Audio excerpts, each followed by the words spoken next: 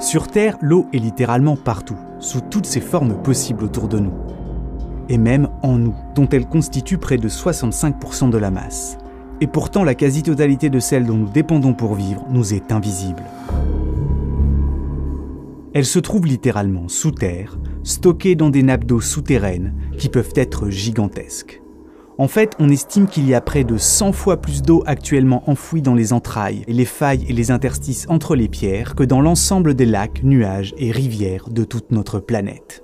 Dit autrement, alors que 97% de l'eau disponible sur Terre est salée, que 2% est sous forme de glace, la quasi-totalité des petits 1% restants, et qui douce et liquide nous intéresse tant, se trouve en dessous de nous, sous forme d'eau dite invisible, de l'eau souterraine. Alors évidemment, ces eaux souterraines dans lesquelles nous sommes en train d'évoluer ne sont pas représentatives de la façon dont l'or bleu est à l'échelle du monde stocké. Là encore, nos représentations sont trompeuses. Notre imagination ayant tendance à convoquer des images de rivières, de cavités partiellement noyées comme de lacs souterrains. Mais en réalité, les réseaux tels que ceux que nous sommes en train d'arpenter actuellement et qui, dissimulés sous les forêts tropicales de la vaste péninsule du Yucatan au Mexique, ont été creusés au fil des millions d'années par le travail de sable de l'eau dissolvant les roches calcaires, sont des cas très particuliers. Car si ici, la nature de la roche a permis de former près de 7000 km de réseau de galeries, suffisamment large pour pouvoir y circuler, dans la très grande majorité des cas, l'eau souterraine n'est pas stockée comme cela. Et mettre une caméra à l'intérieur de ces réserves reviendrait à ne vous montrer à l'écran que ça, des roches poreuses saturées, plongées dans l'obscurité éternelle. C'est pourquoi, pour éviter de passer un épisode dans le noir total, nous illustrerons ces ressources en or bleu en braquant nos projecteurs sur les paysages envoûtants et mystérieux des cénotes du Yucatan. Ici comme ailleurs dans le monde, les eaux souterraines, en ruisselant au travers des porosités et des micro-fissures, finissent, si elles rencontrent lors de leur descente une couche imperméable, par petit à petit remplir les moindres recoins d'eau disponibles pour constituer des aquifères. Dit autrement, à former des réservoirs de roches capables de stocker en quantité de l'eau. Ces quantités d'eau que les roches peuvent stocker, on s'est amusé à les mesurer. Et vu que les chiffres me font toujours halluciner, je vous les livre un peu comme ça, histoire de partager mon désarroi. 1 mètre cube de sable et de gravier peut contenir jusqu'à 400 litres d'eau, du grès de 50 à 200 litres et un calcaire fissuré de 10 à 100 litres. En fait, même un truc aussi dense et en apparence impénétrable comme du granit peut, s'il est fissuré, contenir de 1 à 50 litres d'eau par mètre cube de roche. Au point de finir par constituer des réservoirs proprement gigantesques et pouvant affleurer parfois à seulement quelques mètres sous la surface, comme à d'autres s'immiscer à plusieurs kilomètres de profondeur dans la roche. Ainsi, le grand bassin artésien, la plus grande réserve d'eau douce d'Australie, commence à une centaine de mètres de profondeur en périphérie, mais peut atteindre 3 km au niveau de son centre, tandis que l'ensemble s'étend sous la surface, sur une superficie équivalente à 23% du continent. Et si on retrouve sous la surface, dans ces régions arides de telles quantités d'eau douce, c'est presque toujours que par le passé, le climat y a été différent. Ne vous fiez pas forcément à ce que l'on peut voir en surface.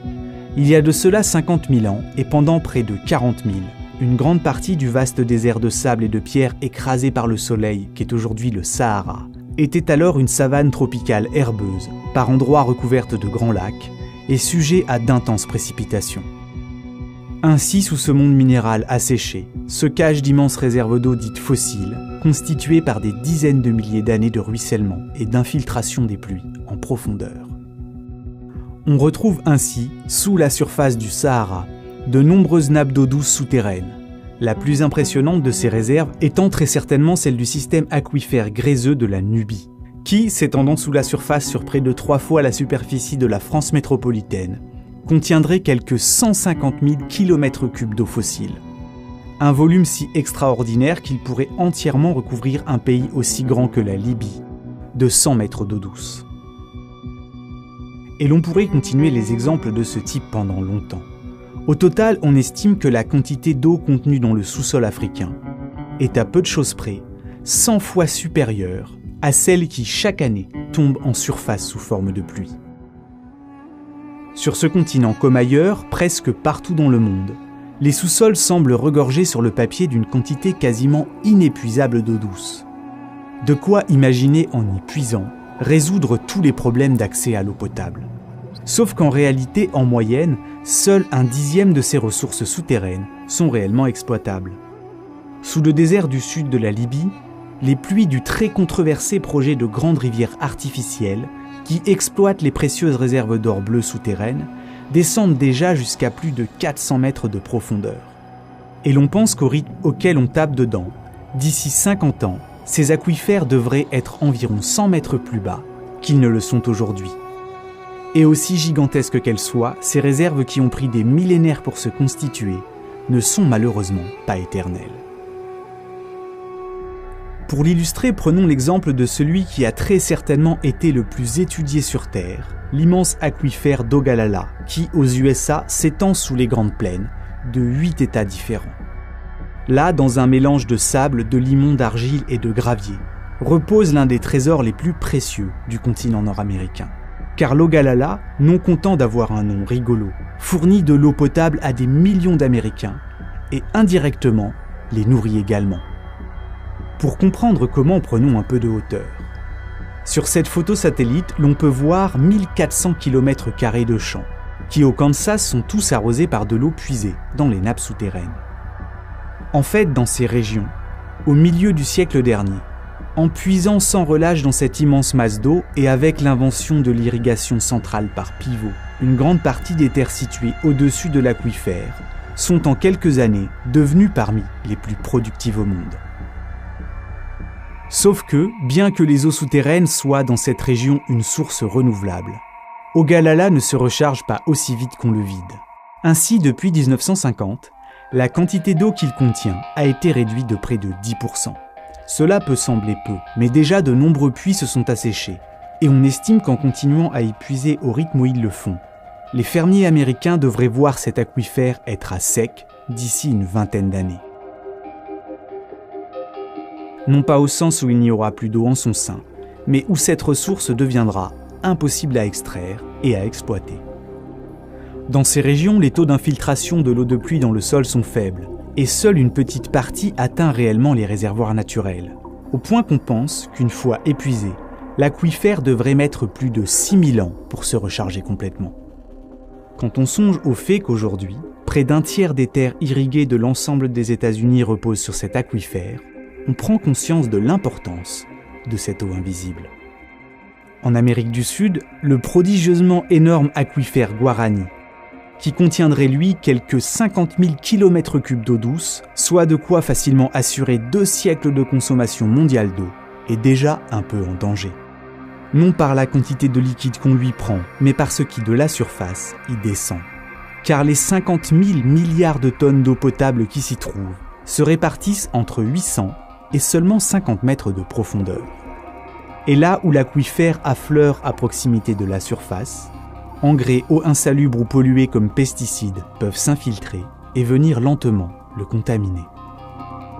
Et puis, au-delà de la pollution, un autre phénomène peut-être moins évident peut menacer ces gigantesques réserves d'eau douce.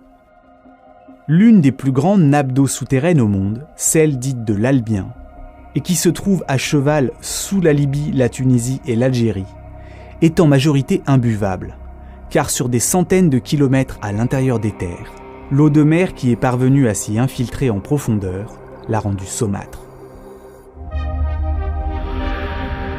Et pour voir de ses propres yeux l'océan s'infiltrer sous nos continents, il faut aller plonger dans ces boyaux que nous traversons. Dans ces galeries remplies par la pluie et les rivières qui se sont infiltrées, l'eau est cristalline et douce, mais en s'enfonçant, par endroits, à une dizaine de mètres de profondeur, l'on atteint une couche d'eau étrange. À son niveau, la vision se trouble. Des tourbillons de vapeur hallucinés semblent danser à la surface d'une frontière floue. Une limite appelée halocline, et dont l'existence prouve qu'aussi bizarre que cela puisse paraître, les océans s'engouffrent et s'infiltrent jusque sous nos continents. Là, à plusieurs kilomètres à vol d'oiseau des premières plages, à une dizaine de mètres de profondeur sous la jungle, on retrouve de l'eau salée qui, en raison de sa densité élevée, refuse de se mélanger à la douce. Et au niveau de la fine couche qui les sépare, sur quelques dizaines de centimètres, leur mélange produit un effet de tourbillon flou. Et une fois passée cette turbulence, vous pénétrez en quelque sorte dans la partie des océans qui se cache sous les continents. Si on peut retrouver sous les terres la présence de la mer, c'est que l'eau salée, comme celle de pluie, est capable de s'infiltrer latéralement et de progresser à travers les moindres fissures que la roche lui propose.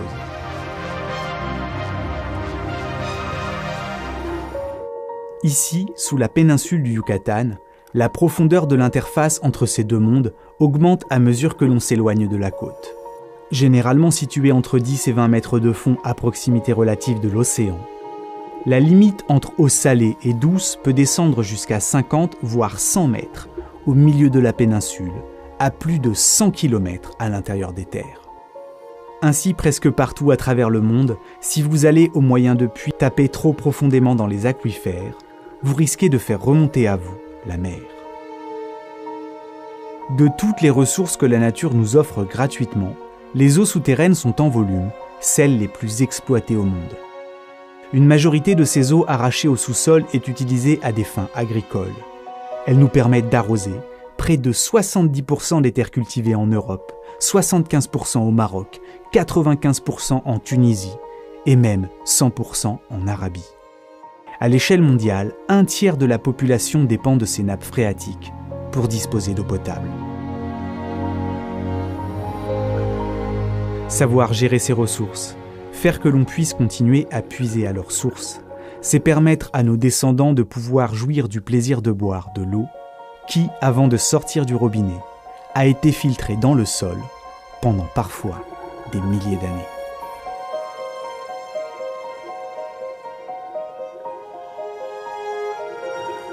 Un grand merci à la Cité de l'Océan et à l'Aquarium de Biarritz pour avoir soutenu la création de cet épisode et pour nous offrir une bulle à l'écart du monde des terriens, un accès privilégié aux mystères sous-marins.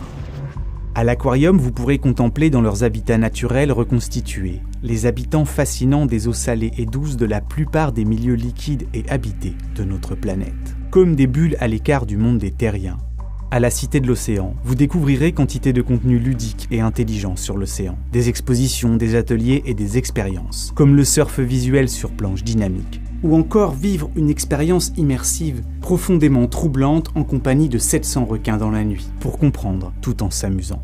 Bref, vous trouverez là-bas quantité de moyens d'accéder à ce qui se cache de l'autre côté du miroir, sous la surface des vagues, et nous l'avons vu parfois même sous les terres. Pour leur soutien, glouglou sur eux et surtout glouglou sur vous.